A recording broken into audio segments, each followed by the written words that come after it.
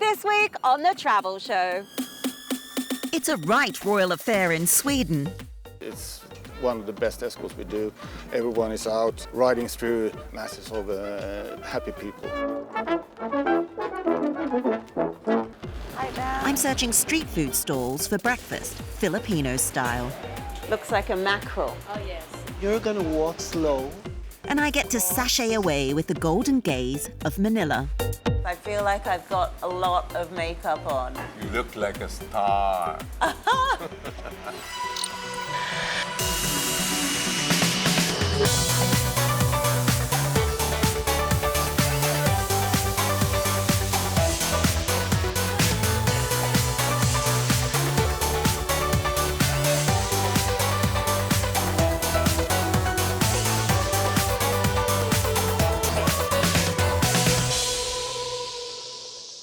Hello, I'm high above Manila, the Philippines' famously busy capital. Now, like most big cities, this place really comes alive at night. And a little later, I'll be heading out with some grand dames who certainly know how to put on a show.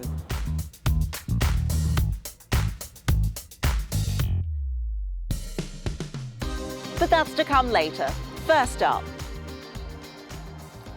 You'd be forgiven for thinking that the major royal events of the year had been and gone already, as the United Kingdom held the first coronation of a new monarch in over 70 years. But in one part of Scandinavia, the festivities are just beginning, as Lucy's been finding out. It's all hands on deck here in Sweden as they prepare a celebration not just fit for one king, but two. Not only is the country celebrating King Carl Gustaf's Golden Jubilee year, but they are also marking 500 years of modern Sweden. On the 6th of June 1523, Gustav Vasa was elected monarch, laying the foundations for the country we know today. The day is marked each year with a holiday called National Day, but the events this year will be bigger than ever. So behind me, the preparations for the King's big day are in full swing, and I've been granted special access to the Royal Swedish Guards. So we do have the Swedish chestnut horses here, those cavalry horses. They're Getting gorgeous. ready for the ceremonial duties to come. And they are getting tacked up with the horse furniture, with the royal blue colouring and the royal or the monarch's cipher. So how long did it take to prep the horses? We started at 7:30 this morning. That's early. And at the moment, the time is around 10:30, so Yeah. it takes some hours to get here. So you're doing a lot of prep, a lot of work's gone into this. Are you feeling a bit nervous about the big day? I think this means everything. I mean, it's such a huge state ceremonial occasion, and that's what we train for and what we do. So every training hour, every sweat, and everything comes up to this.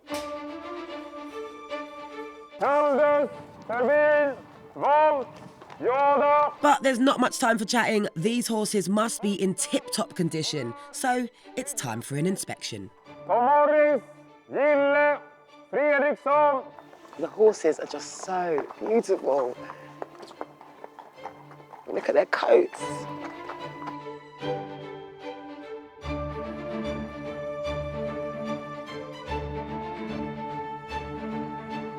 What are we doing here? Yes, so the girth is quite loose here, as you can see. So we'll have to tighten it. Can you do that for me, please? I can certainly do that. We wouldn't want the rider to fall off You the belly definitely of the don't. horse. You definitely don't want that. So that's good. That's good now. Jacob, is there anything else that needs doing before they're ready to go? So we just have to put these straps in line with each other. So the straps here should be in line with each other. So we need to put this strap up a Okay, bit. just need to be. Yes. Is that so, just a case of? So can you do that? If you stand here, we can put up the Is strap. it just a case of pulling it round? Yeah. Okay. So that's good, really good. There. How's that? Yes, lovely. So we're all done? Horses are good to go? Horse is good to go. Now we need Alright. to get the rider up on in the saddle. With the horses ready to go, it's time to face the music.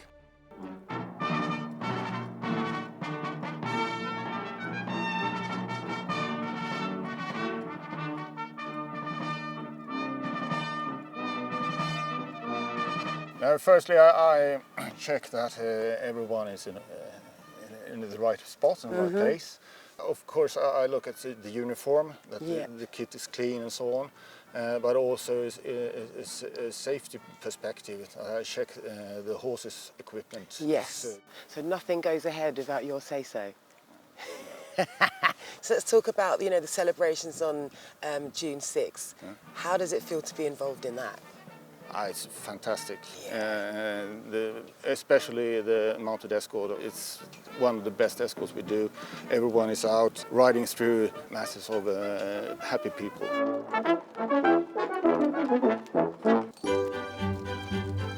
Following centuries of revolution and political upheaval, Europe is left with only 7 reigning kings and queens.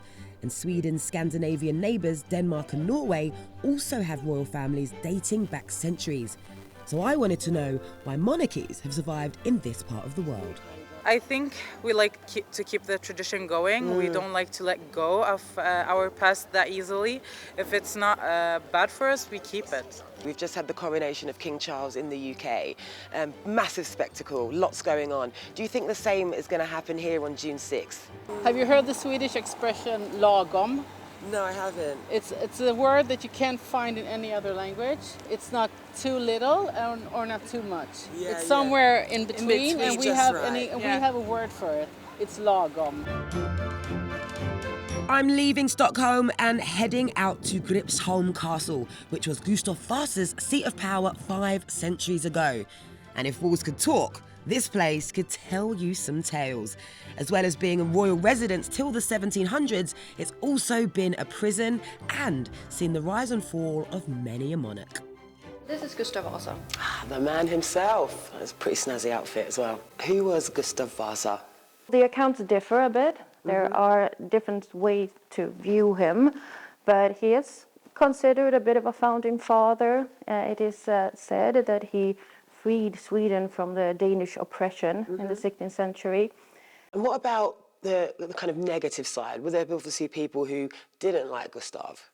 Yeah, in the south of Sweden, bordering Denmark, they felt he was a power-hungry usurper. So a bit of a tyrant, maybe. That's what they thought of him as. Yes, there are books quite newly written about Gustav Vasa and his sons, where the authors, they frankly call him and them psychopaths. So, wow. So that's also one side of that. Yeah, yes. And we do have a quite aggressive history, and this was no different. I guess you could say we're the Tudors of Sweden. Whatever your views may be on royalty, it's events like these that give us the chance to reflect on the past, which is exactly the point of this new artwork. This is actually the castle you see, the Gripsholms castle, when it was built, 1537. I recognise it immediately, that's the castle. And I'm guessing flanking the castle is King Gustav himself. Exactly. So here's to you, Sweden, and the very best of luck for the next 500 years. And if you're heading there in the near future, here are some of the travel show's top tips. The festivities aren't just for the King of Sweden. Pop royalty ABBA also have a cause for celebration, as next year marks the 50th anniversary of the band's Eurovision victory. The official ABBA Museum opened 10 years ago in Stockholm. Here you can learn more about Agneta, Frida, Benny and Bjorn and their meteoric rise to global superstars, and you even get the chance to join them on stage and become the 5th band member. Every autumn, Swedes sit down with their friends for a traditional crayfish party. Decorating the entire place in crayfish decor, they carefully dissect the crayfish and wash it down with schnapps and belt out traditional drinking songs. And it's great fun if you get the chance to join in. Far up north is a chance for adventure as you cruise around the Arctic Circle. The Polar and Arctic Explorer tourist icebreakers take you on a 3-hour cruise across a frozen landscape where you get to walk on ice and take a dip in the sea. In a survival suit, of course. And if you feel like rediscovering your inner child, why not step into the imagination of Sweden's most beloved children's author? You'll find Astrid Lindgren World in Vimmerby, southern Sweden, where you can meet the strongest girl there is, Pippi Longstocking, and enjoy different shows from the Lindgren Tales, which take place throughout the summer months. Still to come on the show. I'm searching for breakfast in Manila. We've got some okra, pumpkin, and then we've got a whole fried mackerel.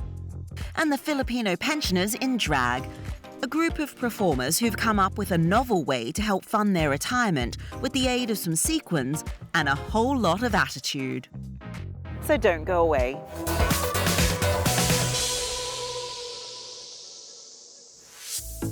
Welcome to the most densely populated city on Earth, Manila. Nicknamed the Pearl of the Orient, it might be one of Asia's less visited cities, but it's undoubtedly one of its coolest.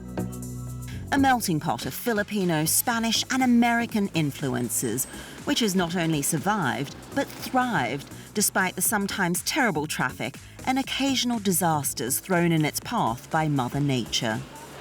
This area is true Manila, hot, busy and buzzing. And it's on these streets that you're likely to get an authentic taste of the Philippines.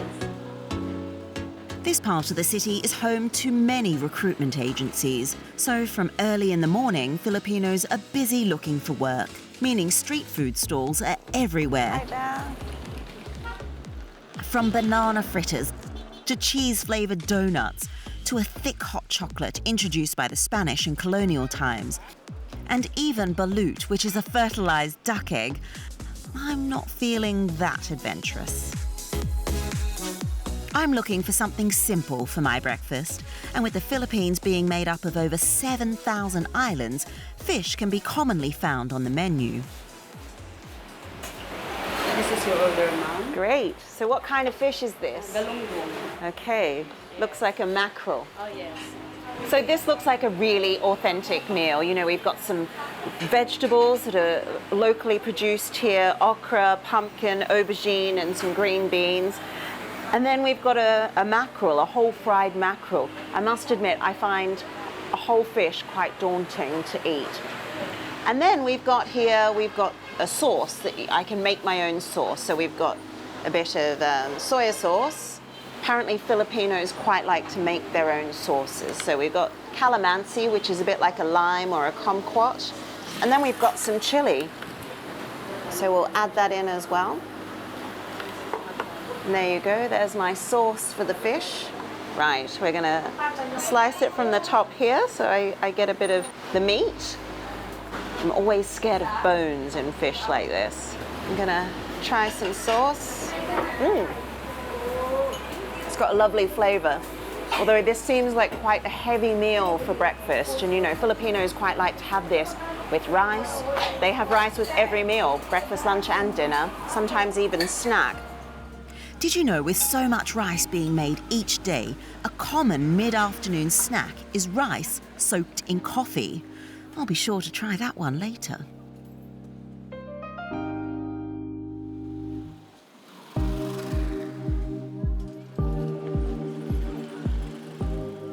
Meet Al Enriquez.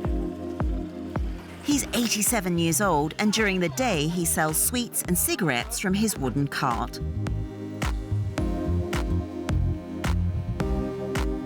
But by night,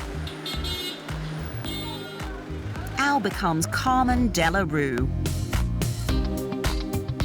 one of the fiercest drag queens that make up the golden gaze of Manila. They can sing, they can dance, all whilst looking absolutely fabulous.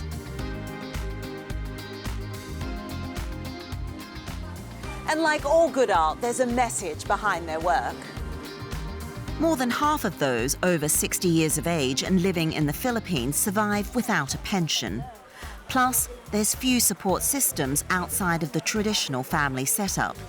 The members of the Golden Gaze grew up in a less tolerant time and found it hard to get work, so saving for a pension was out of the question. Please welcome the Golden Gaze of Manila. Meaning they have to make ends meet in style, performing cabarets across the city for tourists and locals alike. But Al says there's an added benefit to being the oldest swinger in town. Dana ako. Pero sumasama pa rin ako sa mga gay. Kaya pag nakabestida, bukang bata ako. Cheche, 6 anyos na ako eh.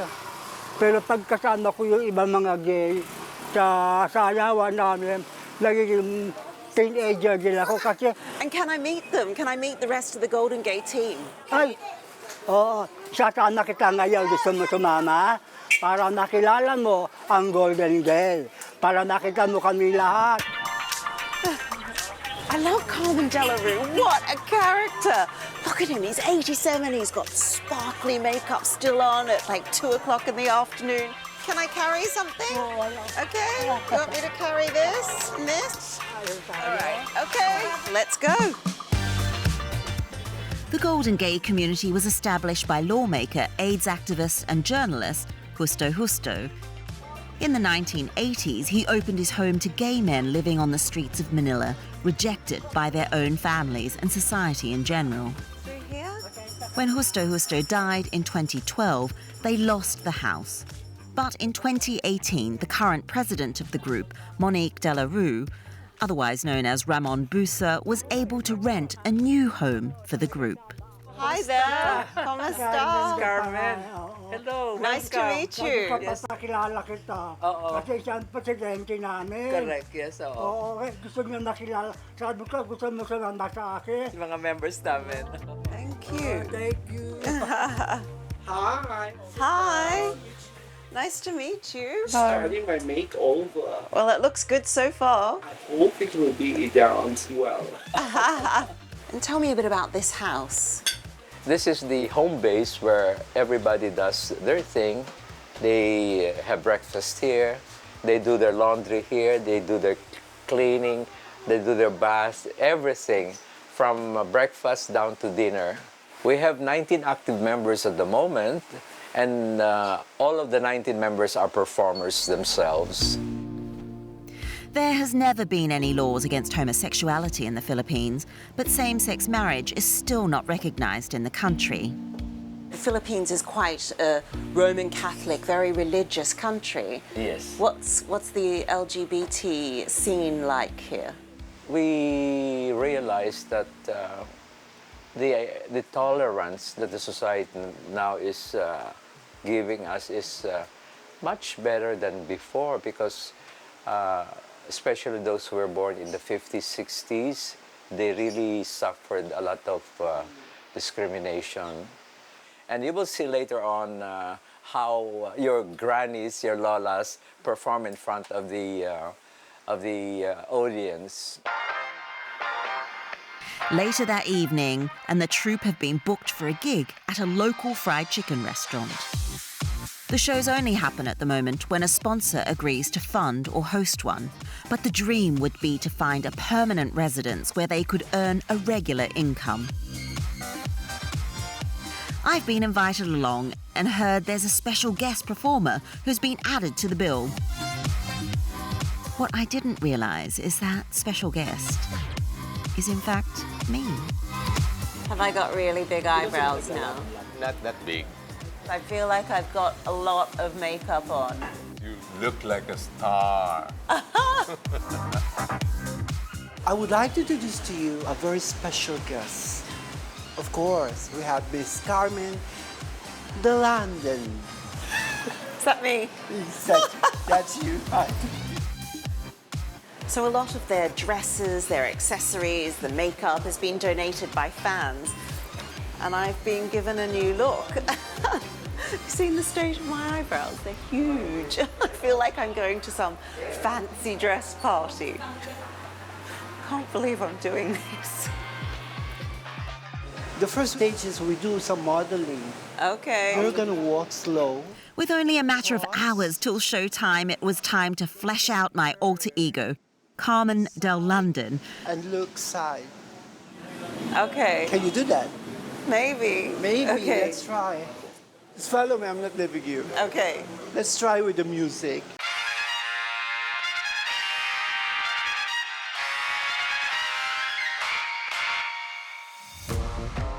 and strutting your stuff is not as easy as they make it look. Okay. It can sometimes be a mission to track down one of the shows, but definitely worth seeking out through word of mouth around the Pasay area of Manila or scouring social media.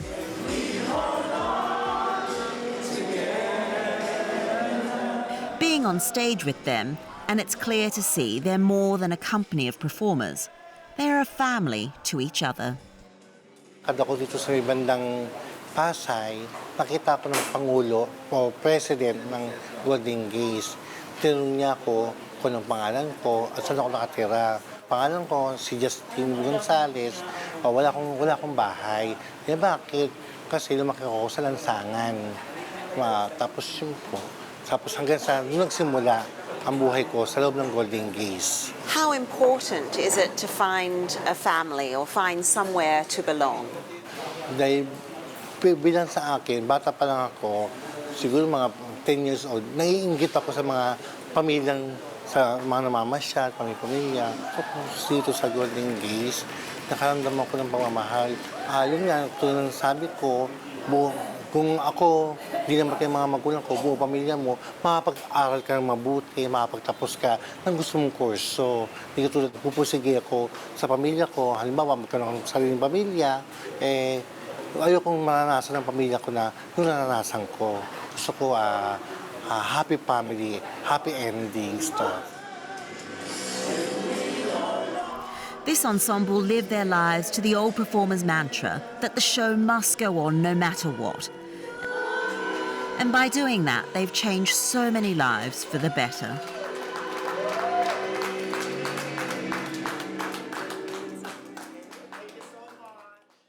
Well, I never thought I'd be doing that. Well, that's all we've got time for this week. Coming up next time. Rajan will be checking out how museums around the world are changing with the times while still focusing on the past. We commissioned contemporary artists to present their alternative interpretation.